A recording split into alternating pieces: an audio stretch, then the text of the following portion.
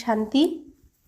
আজ 3 মার্চ 2025 প্রাতমূল্যি।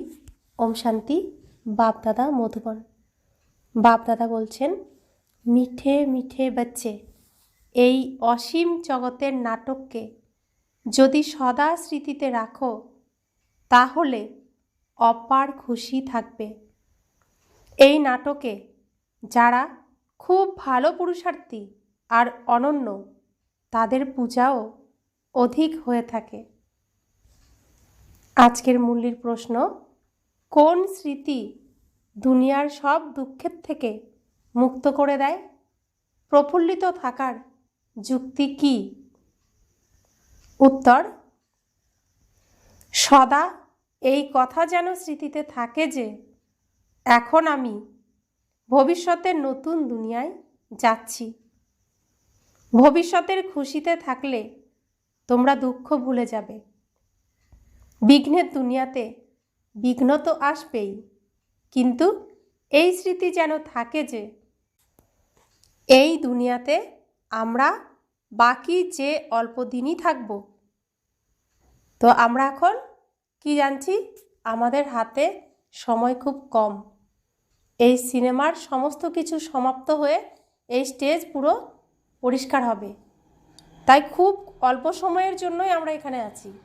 এরপরে আমরা যাব সুখের ধামে, তাহলে মন প্রফুল্লিত থাকবে। আর এই দুঃখের, এই বিঘ্নের দুনিয়াতে মন আর বসবে না, বৈরাগ্য এসে যাবে, সব ত্যাগ করতে পারবো আমরা, আর মনে খুশি থাকবে যে এটা পরিবর্তন হচ্ছে। দুঃখ থেকে আমরা এখন সুখধামে যাব। আজকের মুরলির গীত, জাগো সজনীরা জাগো। ওম শান্তি। এই গীত খুবই সুন্দর। এই গান শুনলেই উপর থেকে শুরু করে 84 জন্মের রহস্য বুদ্ধিতে এসে যায়। বাচ্চাদের এও বোঝানো হয়েছে যে তোমরা যখন উপর থেকে আসো তখন ভায়া সূক্ষ্মবতন হয়ে আসো না। এখন তোমাদের ভায়া সূক্ষ্মবতন হয়ে যেতে হবে। বাবা এখনই তোমাদের সূক্ষ্মবতন দেখান। সত্যযুগ এবং ত্রেতাযুগে এই জ্ঞানের কথা থাকে না। তাহলে সূক্ষ্মবতন কোন সময় হয়? এই 100 বছর। এই সঙ্গম যুগেই সূক্ষ্মবতন থাকে, অন্য সময় সূক্ষ্মবতন থাকে না।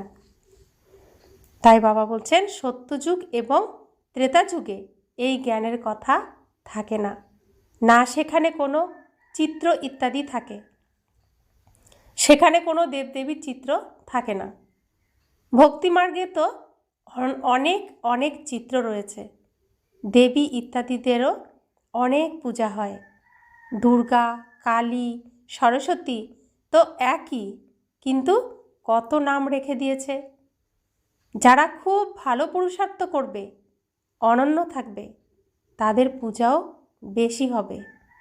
তোমরা জানো যে আমরাই পূজ্য থেকে পূজারী হয়ে বাবার আর আমাদের পূজা করি। এই বাবাও তো নারায়ণের পূজাই করতেন, তাই না? ব্রহ্মা বাবাও নারায়ণের পূজা করতেন, অথচ তিনি নিজেই নারায়ণ। ওয়ান্ডারফুল খেলা। নাটক দেখলে যেমন খুশি হয়, তেমনই এও এক অসীম জগতের নাটক। একে কেউই জানে না। তোমাদের বুদ্ধিতে এখন এই সম্পূর্ণ নাটকের রহস্য জানা আছে। এই দুনিয়াতে এখন অপরিসীম দুঃখ। তোমরা জানো যে এখন অল্প কিছু সময় বাকি আছে। আমরা এখন নতুন দুনিয়াতে যাচ্ছি।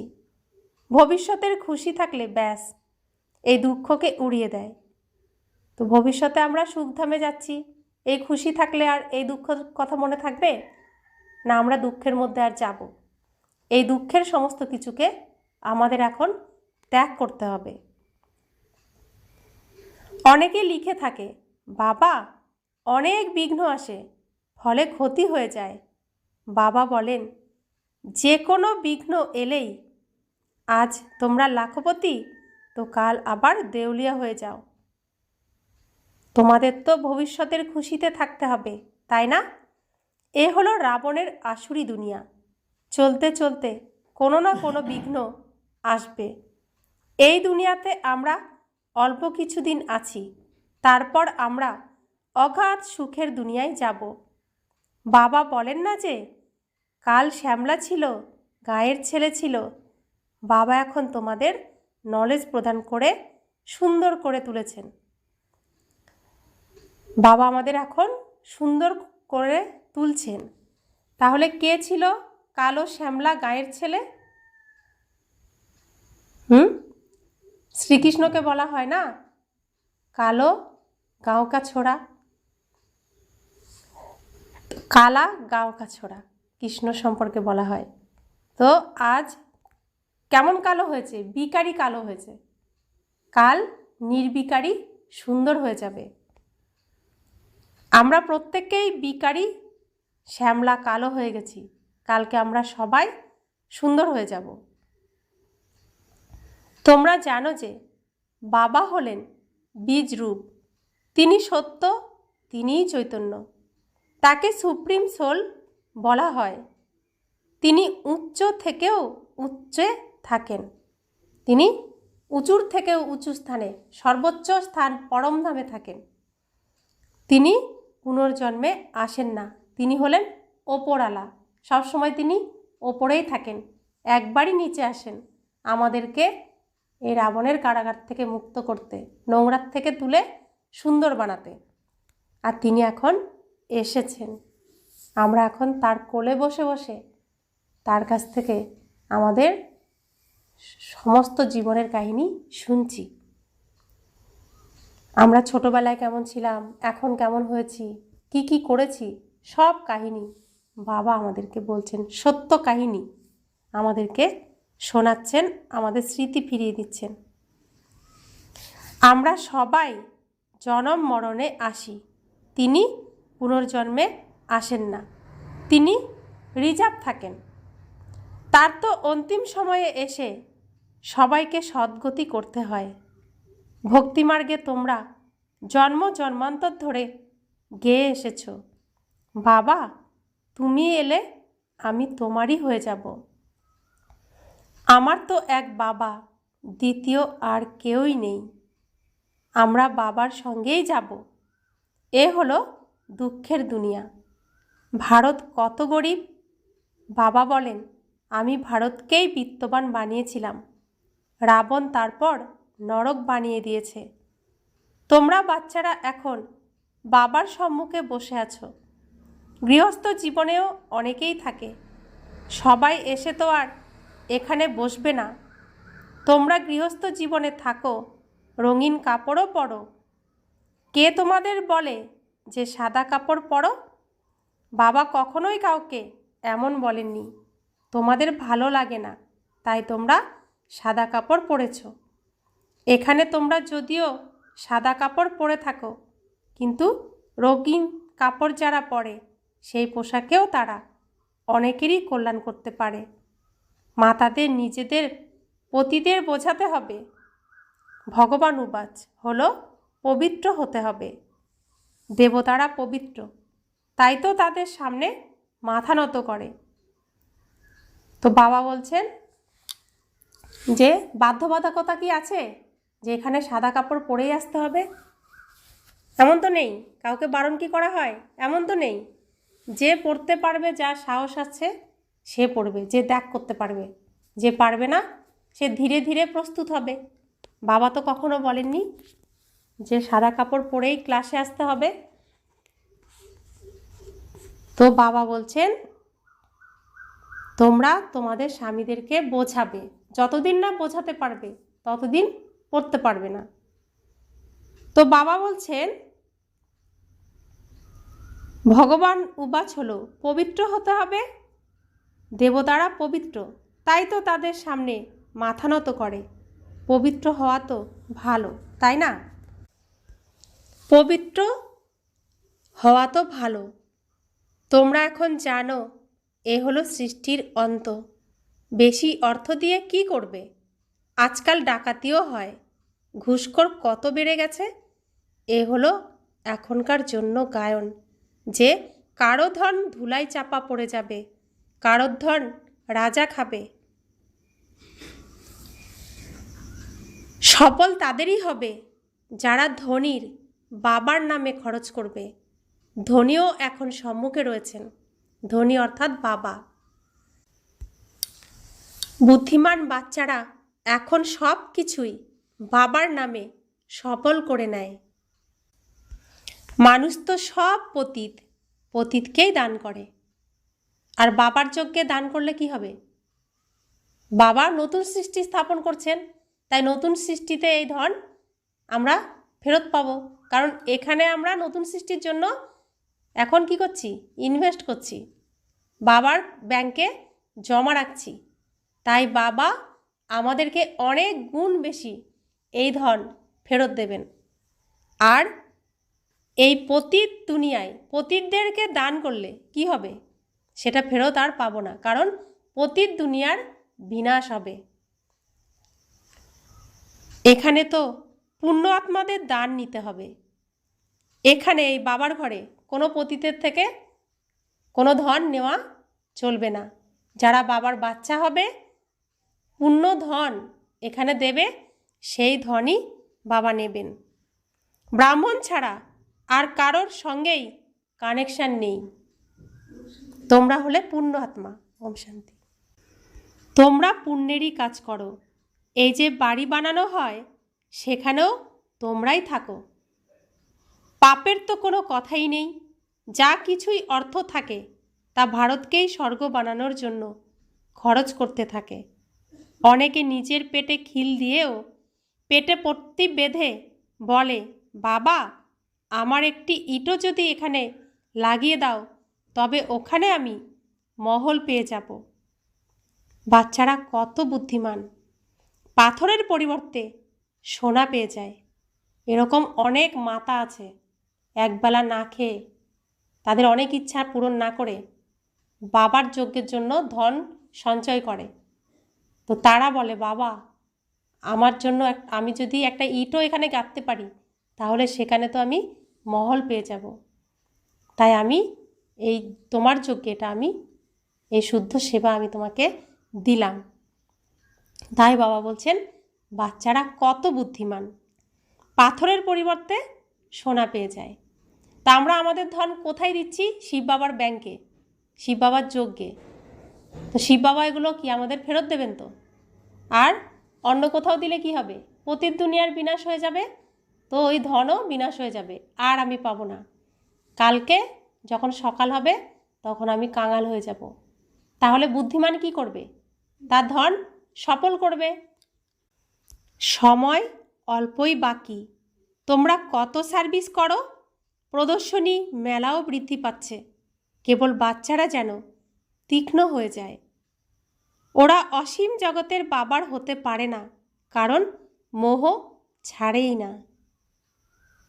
বাবা বলেন, আমি তোমাদের স্বর্গে পাঠিয়েছিলাম, আবার এখন তোমাদের স্বর্গের জন্য তৈরি করছি।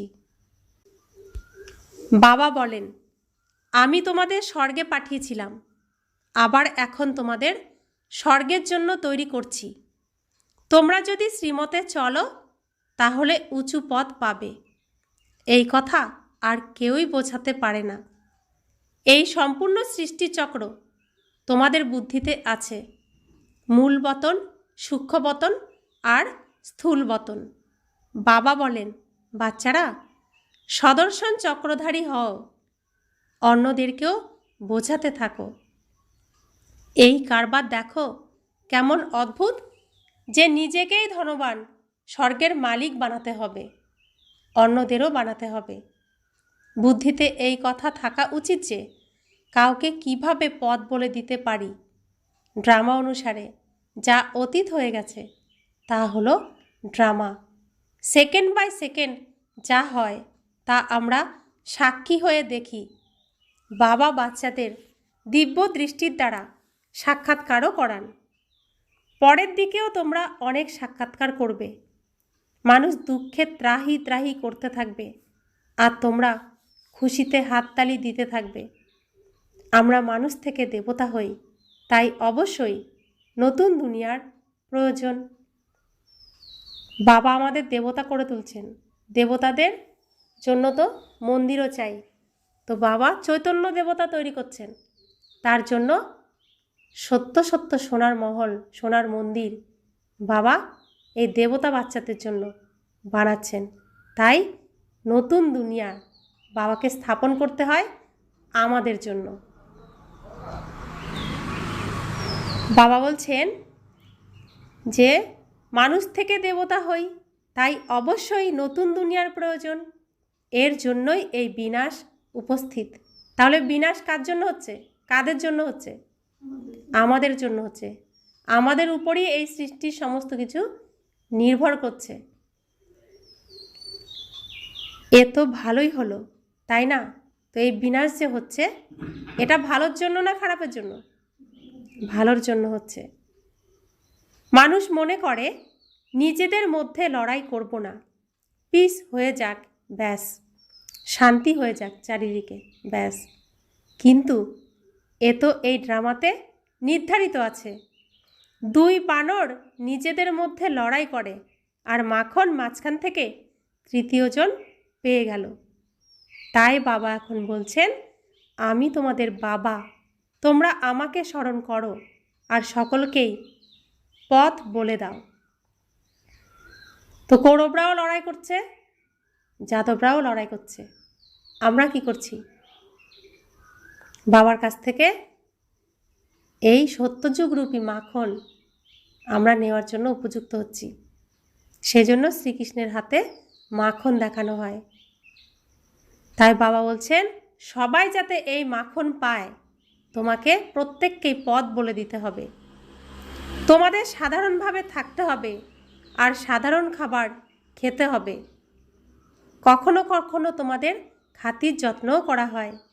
যে ভাণ্ডার থেকে খায় বলে যে, বাবা এ সবই তোমার।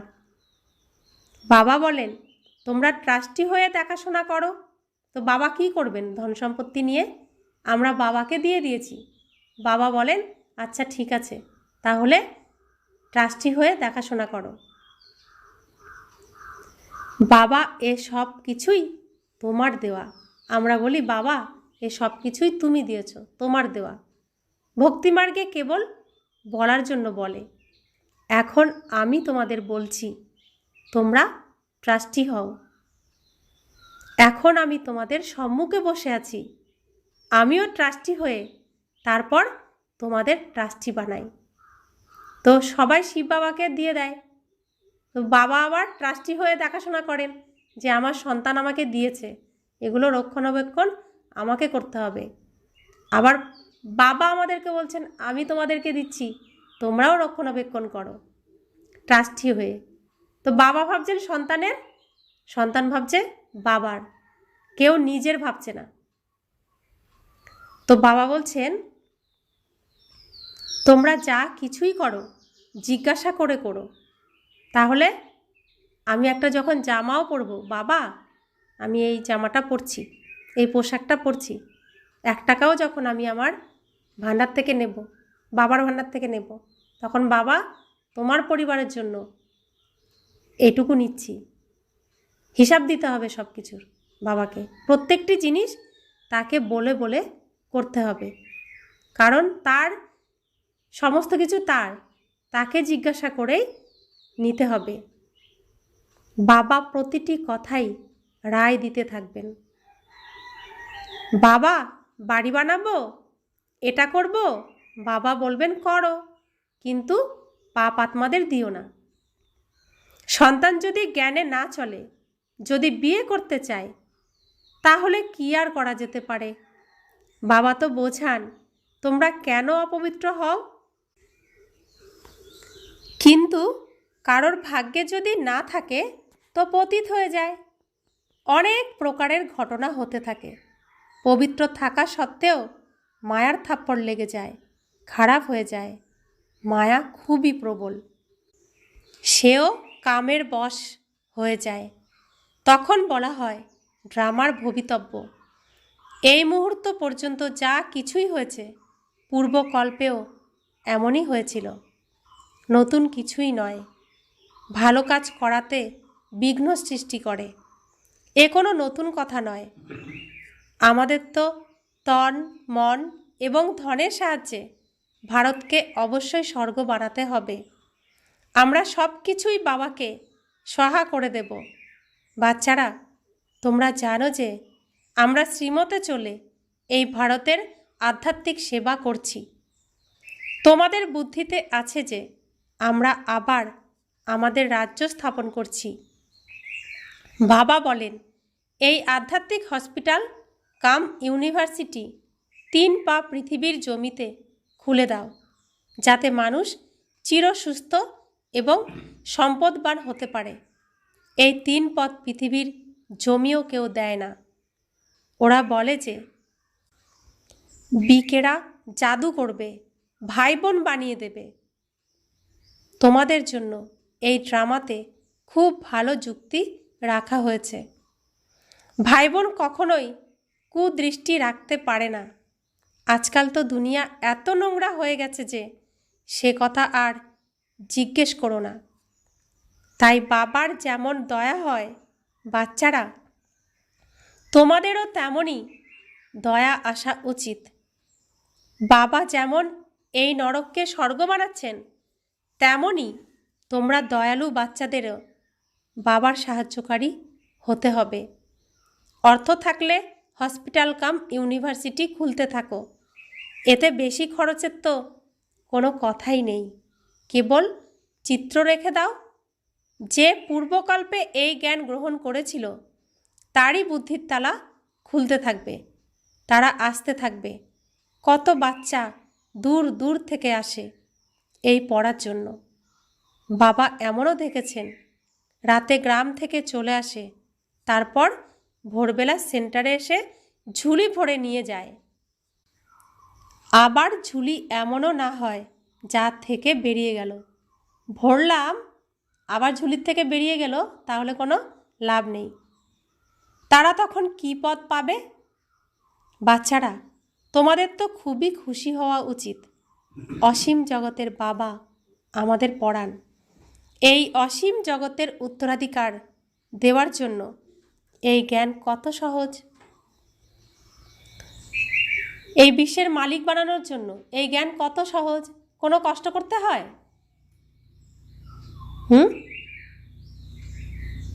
বাবা বুঝতে পারেন যে সম্পূর্ণ পাথর বুদ্ধির তাকে পরশপাথর তুল্য বুদ্ধির বানাতে হবে। তো যার বুদ্ধি পাথর হয়ে গেছে সেই পাথর বুদ্ধিকে পরশ বুদ্ধি বানাতে হবে। বাবা তো খুব খুশি থাকেন। এ তো গুপ্ত, তাই না? এই জ্ঞানও গুপ্ত, বাবাও গুপ্ত, বাবার জ্ঞানও গুপ্ত। মাম্মা বাবা তো লক্ষ্মীনারায়ণ হন, তাহলে আমরা কি কম হব নাকি? আমরাও এই সেবা করব, এই নেশায় থাকা উচিত। আমরা যোগ বলের দ্বারা এই রাজধানী স্থাপন করছি। এখন আমরা স্বর্গের মালিক হচ্ছি। সেখানে কিন্তু এই জ্ঞান থাকবে না। আমরা যে এই যে পড়াশোনা করছি, যার দ্বারা আমরা স্বর্গে যাব, সুখধামে যাব, সেখানে কিন্তু এই জ্ঞান থাকবে না, এই পড়াশোনা থাকবে না, বাবাও থাকবে না পড়ানোর জন্য।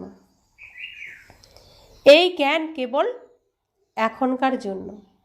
কেন এখনকার জন্য? আমরা যে সেই দেবী দেবতা ছিলাম, পূজ্য ছিলাম, আমরা যে সেই পূজারী হয়ে গেছি, আমরাই সেই আবার ব্রাহ্মণ হয়ে গেছি, আমরা সব ভুলে গেছিলাম।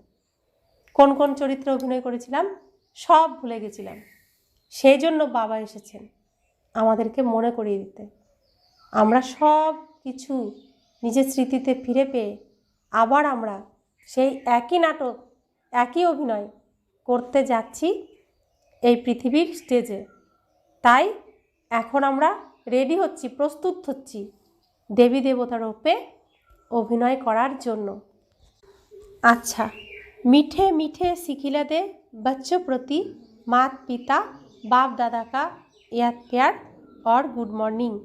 रूहानी बाप की रूहानी बच्चों को नमस्ते। हम रूहानी बच्चों की रूहानी माता पिता बाप दादा को याद प्यार, गुड मॉर्निंग और नमस्ते नमस्ते नमस्ते। शुक्रिया बाबा। শুক্রিয়া বাবা, শুক্রিয়া। ধারণার জন্য মুখ্য সার। বুদ্ধিমান হয়ে নিজের সব কিছুই ধনীর নামে দিয়ে, বাবার নামে দিয়ে সফল করতে হবে। পতিতদের দান করবে না। ব্রাহ্মণ ছাড়া আর কারোর সঙ্গেই কোনো কানেকশান রাখবে না, অর্থাৎ কোনো লেনদেন রাখবে না। দ্বিতীয় ধারণা, বুদ্ধিরূপী ঝুলিতে এমন ছিদ্র যেন না হয় যাতে জ্ঞান বয়ে চলে যায়। অসীম জগতের বাবা অসীম জাগতিক উত্তরাধিকার দেওয়ার জন্য পড়াচ্ছেন। এই গুপ্ত খুশিতে থাকতে হবে, বাবার তুল্য দয়ালু হতে হবে। তো আমাদের বুদ্ধিরূপী পাত্রতে অনেক দিন ধরে জং পড়েছিল, তো সেই বুদ্ধিরূপী পাত্রকে জংমুক্ত করে রিপেয়ার করে একদম পারফেক্ট করে রাখতে হবে, যাতে কোথাও ফুটো না থাকে। এই জ্ঞান যেটা ভরা হচ্ছে, জ্ঞানের কলস, সেটা যেন ঠিকঠাক থাকে। বরদান, সম্পন্নতা দ্বারা সন্তুষ্টতার অনুভবকারী সদা হাসি খুশি বিজয়ী ভব। যে সর্বখাজানা দিয়ে সম্পন্ন থাকে সেই সদা সন্তুষ্ট থাকে। সন্তুষ্টতা অর্থাৎ সম্পন্নতা। যেরকম বাবা হলেন সম্পন্ন, এই জন্য মহিমাতে সাগর শব্দটা বলা হয়। এরকম তোমরা বাচ্চারাও মাস্টার সাগর অর্থাৎ সম্পন্ন হও, তো সদা খুশিতে নাচতে থাকবে। অন্তরে খুশি ছাড়া আর কিছু আসবে না। স্বয়ং সম্পন্ন হওয়ার কারণে কারোর প্রতি বিরক্ত হবে না। কোনো প্রকারের ঝঞ্ঝাট বা বিঘ্ন একটা খেলা অনুভব হবে। সমস্যা মনোরঞ্জনের সাধন হয়ে যাবে। নিশ্চয় বুদ্ধি হওয়ার কারণে সদা হাসি খুশি আর বিজয়ী থাকবে। তো বাবা বলছেন, আমার বাচ্চারা এখন জ্ঞান রত্নে পরিপূর্ণ, ভরপুর। তারা সন্তুষ্ট মনি আত্মা, সদা সন্তুষ্ট থাকে। কোনো দিক থেকে তাদের কোনো অভাব নেই, তারা পরিপূর্ণ আত্মা। আমি এতটাই ভরিয়ে দিয়েছি। বাবার এই জ্ঞানরত্ন যে এতদিন পর্যন্ত দেওয়া হয়েছে, সেই অনুযায়ী বাচ্চারা এখন ধন সম্পদে পরিপূর্ণ সম্পন্ন থাকবে। এটা বাবার হিসেবে। তাই বাবা বলছেন যে অন্তরে খুশি ছাড়া আর কিছু আসবে না। কারণ আমরা এখন জ্ঞান পেয়েছি, আমরা আর অল্প কিছু সময় এই নোংরা পৃথিবীটাতে, এই নোংরা স্টেজটাতে থাকবো। এই নোংরা স্টেজটা এখন সম্পূর্ণ খালি হয়ে যাবে। সেজন্য আমরা আমাদের ধন সম্পদ কোথায় রেখেছি? আমাদের যা কিছু সম্পদ আছে কোথায় রেখেছি? তন, মন, ধন, আমাদের যে সম্পদ কোথায় রেখেছি?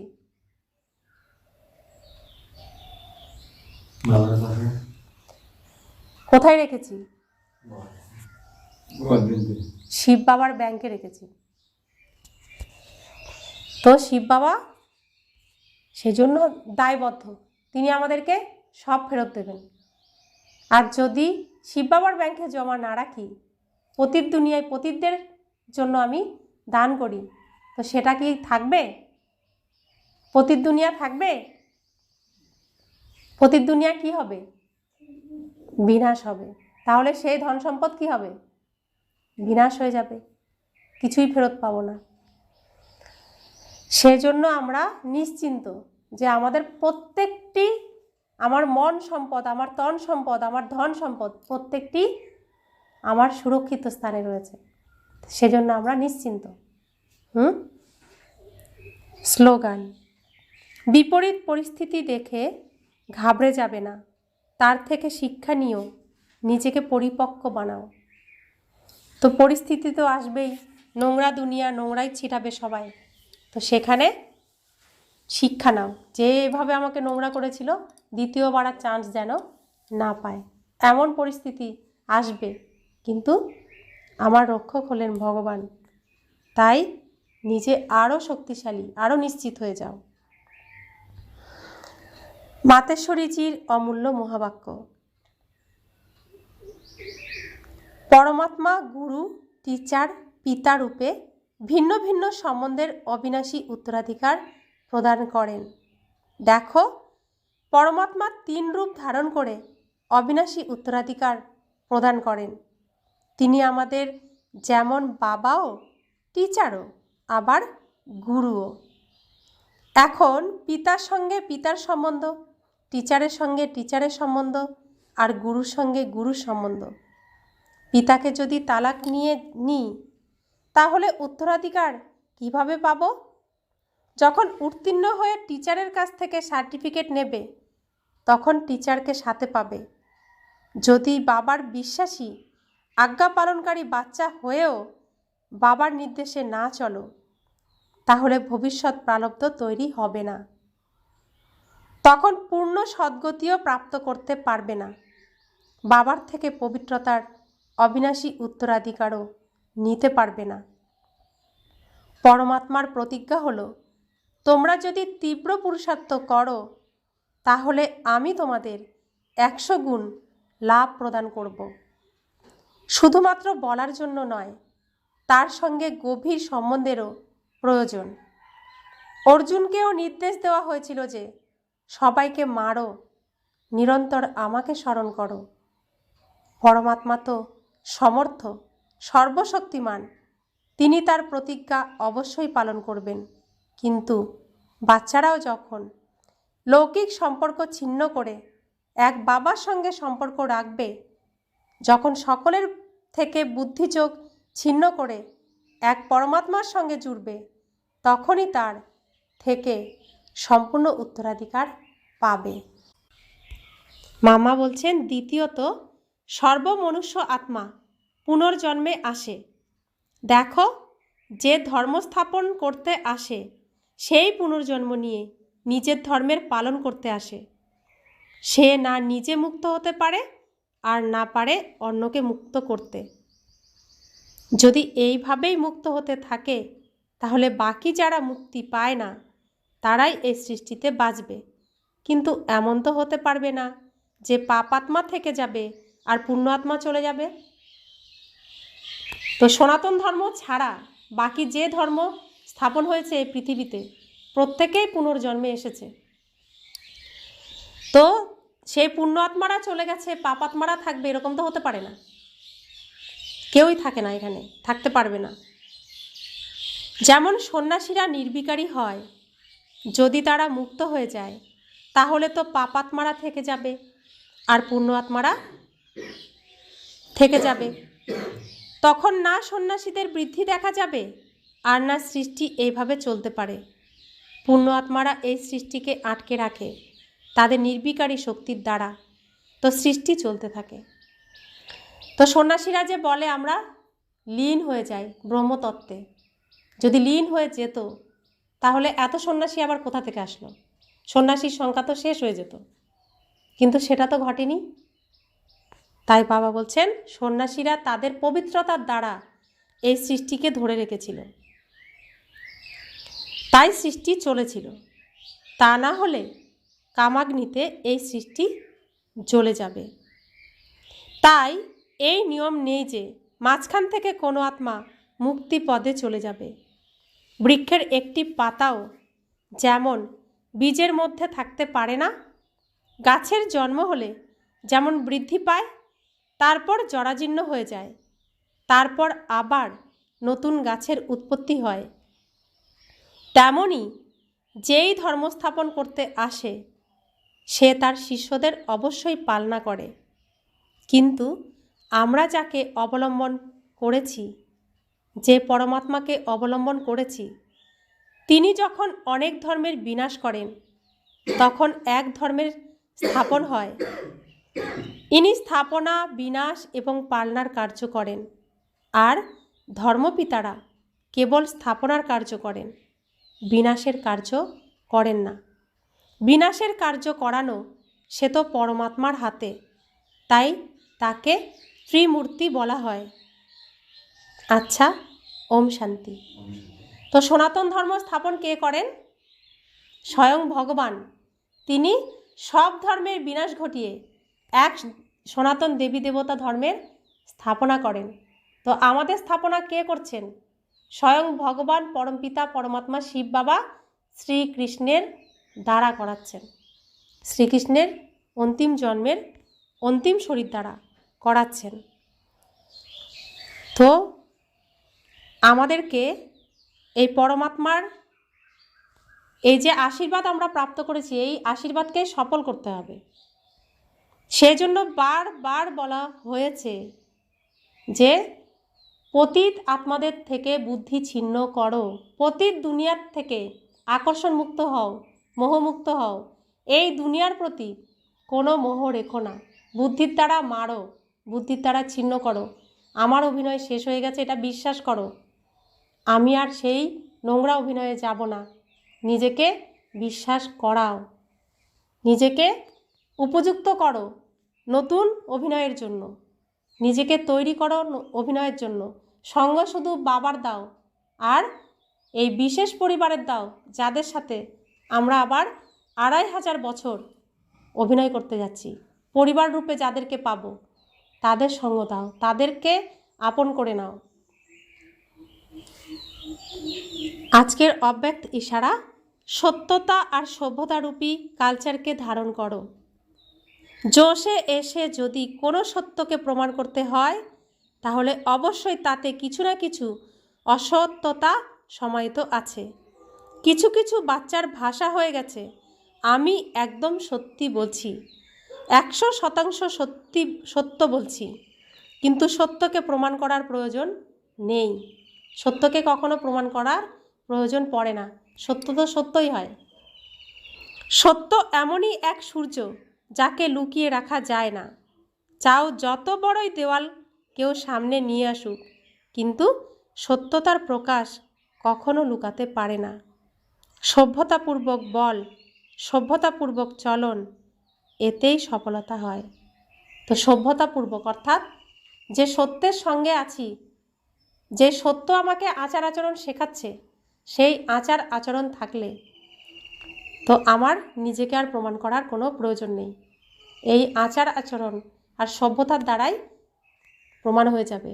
আর যে মিথ্যার আশ্রয় নেবে, মিথ্যাকে জোর করে প্রতিষ্ঠা করার চেষ্টা করবে সত্য বলে, সে হারিয়ে যাবে, বিনাশ হয়ে যাবে, তার কোনো অস্তিত্বও থাকবে না। তাহলে আমাদের সত্যতাকে গ্রহণ করে তার সত্য আচার আচরণকেও আমার গ্রহণ করতে হবে। এটাই আমার কালচার, এটাই আমার ন্যাচারালি। এটার কোনো জোর করে করার বিষয় নয়। সত্যকে গ্রহণ করলে এই নেচার, এই সভ্যতা অটোমেটিক হয়ে যাবে। ওম শান্তি।